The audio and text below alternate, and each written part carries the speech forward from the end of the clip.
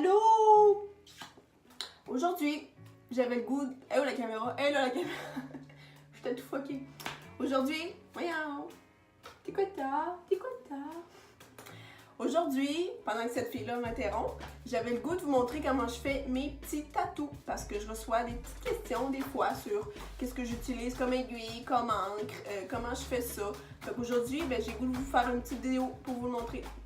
Parce que les... Voyons, Yara! Assis. Oui.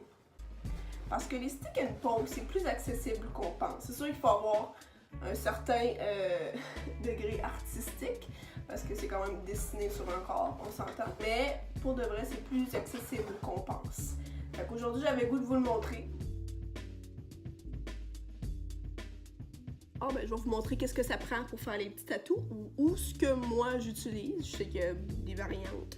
Il y a certaines personnes qui vont utiliser des trucs que moi je n'utilise pas, et vice-versa. Mais le plus important, la base de la base, ce qui fait qu'on tatoue, c'est les aiguilles et l'encre.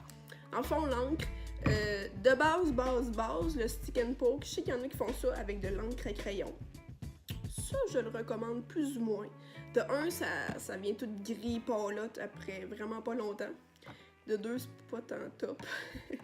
Mais en premier lieu, souvent les gens vont prendre de l'encre de Chine. C'est comme ça que j'ai commencé, moi, avec de l'encre de Chine que j'avais déjà chez moi, vu que je faisais un peu d'art. De l'encre de Chine. Mais moi, je m'étais dit que, vu que j'avais commencé à en faire de plus en plus, puis que j'en faisais sur d'autres personnes que moi, je me suis dit que j'allais être un peu moins redneck et investir dans de la vraie encre. Donc, j'étais allée sur Amazon, puis je me suis pognée comme... J'essayais de voir des reviews, quelle encre serait la mieux. J'ai pris celle-là, Super Black. Je l'aime pas tant que ça. Je l'aime dans le sens qu'elle fait un tatou vraiment noir. Plus un peu que l'encre de Chine. L'encre de Chine, c'est un peu plus gris, mais ça fait très bien la job quand même. Mais j'aime cette encre-là pour l'effet final, mais en tatouant, elle est vraiment tough. Donc tu tatoues une première couche, peut-être essayer d'essuyer pour voir ton tatou pour faire une deuxième couche. L'encre, ça en va à peine. Il faut vraiment que tu passes. C'est quasiment un rouleau complet pour être capable de voir ton tatou. Fait que ça, c'est un peu gossant. Mais je l'aime quand même, puis j'ai pris un gros pot, fait que j'ai pas le choix de la finir. Ensuite, pour les aiguilles, j'avais commencé avec un paquet comme ça. C'est juste plein de sortes d'aiguilles. Quasiment toutes les sortes d'aiguilles qu'il y a. Je vais essayer d'expliquer un peu toutes, mais je sais pas si je vais être absolument claire. C'est juste que moi, c'est des trucs que j'ai appris à la longue en faisant mes petites recherches. Fait que je me dis que si je peux tout vous mettre ça dans une vidéo, ça va vous sauver énormément de temps. Mais dans le fond, quand vous achetez un paquet d'aiguilles, ce qui est important, ça va être de regarder les chiffres. Là, je sais pas si on va voir, mais bon, j'ai essayé fort, mais on voit rien. Dans le fond, il y a... Moi, vous voulez dire au pire que c'est écrit. Il y a 3 rangées de chiffres. La première rangée, c'est la grosseur de l'aiguille et sa fonction un peu. Ensuite, ça c'est le lot des aiguilles, on s'en fout un peu. Ici, c'est la date d'expiration. Donc moi, ils ne sont pas expirés encore, tout est beau.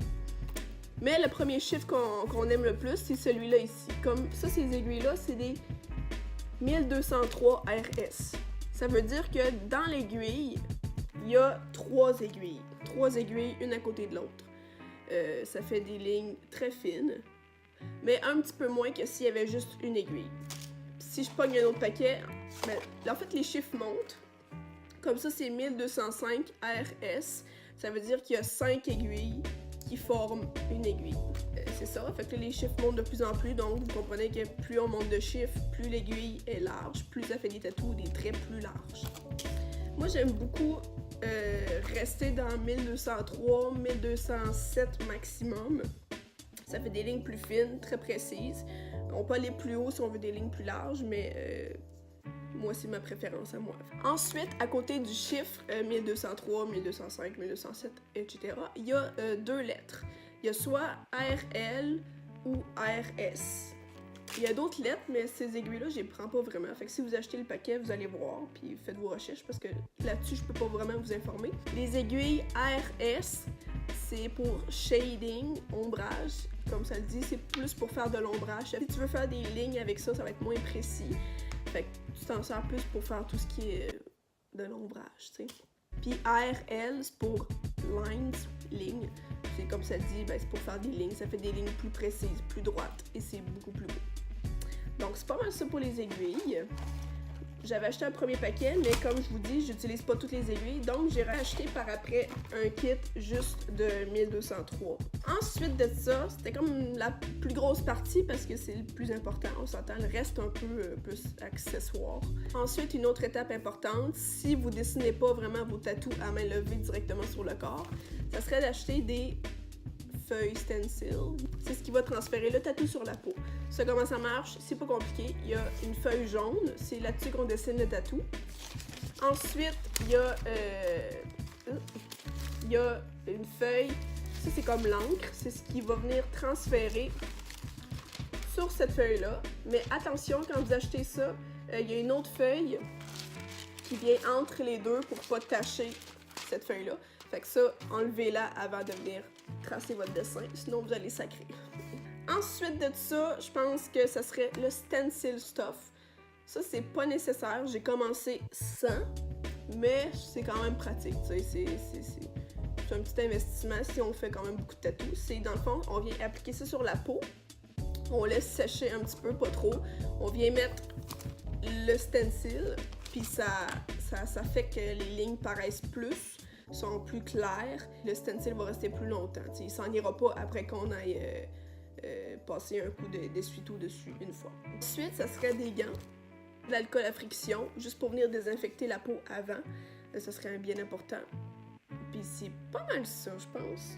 C'est comme les essentiels pas mal. Après ça, c'est question de se laver les mains, de s'assurer que l'endroit est propre, stérile. Bon, on a fini la partie théorique. Là, on va dans la partie pratique où je vais vous montrer comment je vais me faire mon petit tatou.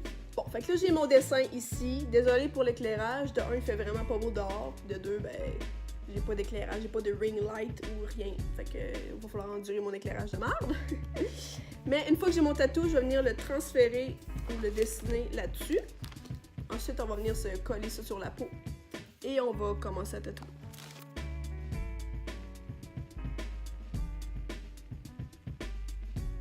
Au début, je voulais faire ça, mais j'ai décidé d'y aller plus gros et plus funky.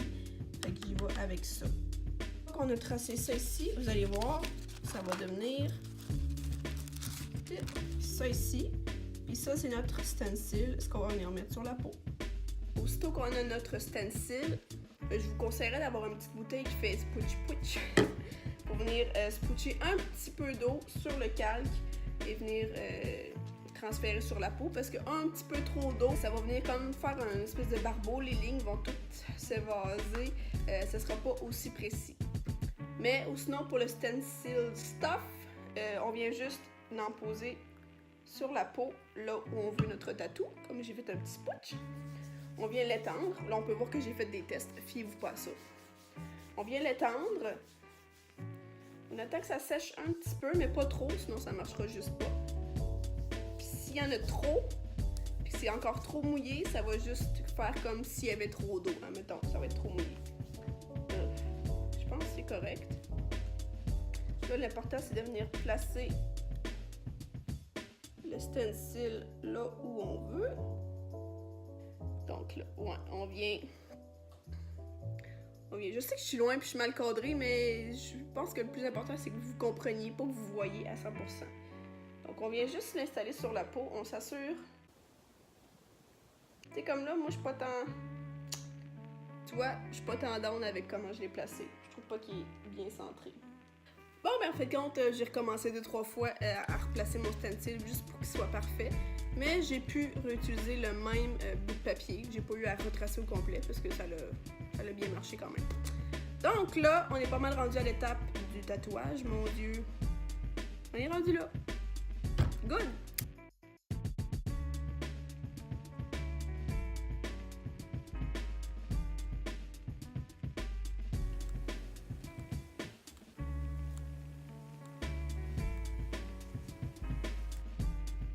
Je préfère de loin faire mes tatouages avec l'aiguille en angle. Il y en a qui font ça droit, mais moi je préfère ça en angle. Je viens souvent tirer la peau pour avoir quelque chose de plus précis.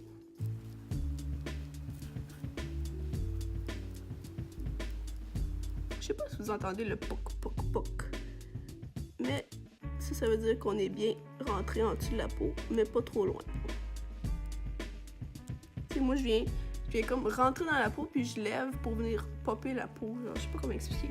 Mais c'est à force d'en faire aussi là, que on développe sa technique puis on s'assure que tout est bien fait. T'sais. Si vous sentez que vous avez le contrôle de votre ligne, ben, vous pouvez aller plus vite. Mais si vous sentez que vous perdez un peu le contrôle puis que vous avez l'impression que ça va faire un zigzag, ben ralentissez. Il n'y a pas de presse. Anyway, un stick and poke, c'est quand même beaucoup plus long qu'un tatou.